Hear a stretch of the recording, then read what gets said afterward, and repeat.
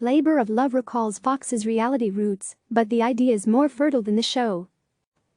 Fox was an early architect of the tawdriest forms of reality TV and appears eager to dredge up its renegade roots with Labor of Love. It's an attention-grabbing concept, a 41-year-old woman looking for a guy with whom she can have a baby that becomes less fertile after the introductions.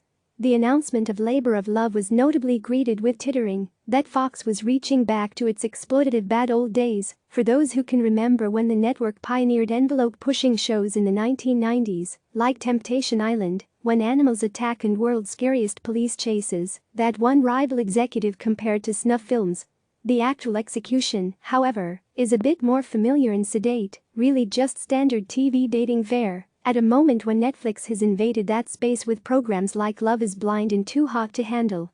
The show does arrive at a moment tailor-made for escapism, with Fox wrapping up its silly sing-along The Masked Singer this week and launching another splashy competition, Ultimate Tag, on its back.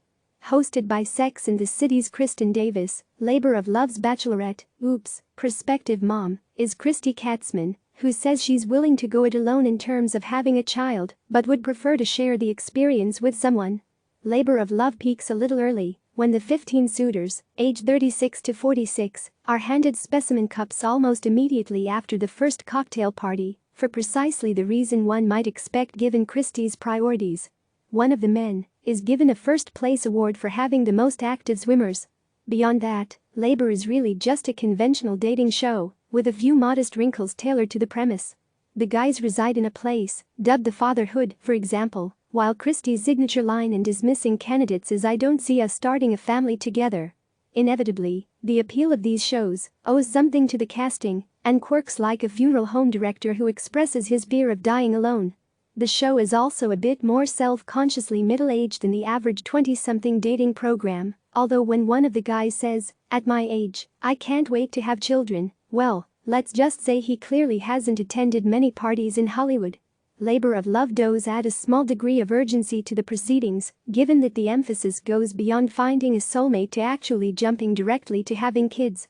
Fox has demonstrated through the years that the network isn't above stooping to conquer. Once you get past that premise though, when it comes to standing apart from all the shows that feel a whole lot like it, even the trashier ones, Labor of Love is, pardon the expression, swimming upstream. Labor of Love premieres May 21 at 9 p.m. on Fox. Click subscribe to receive the latest news.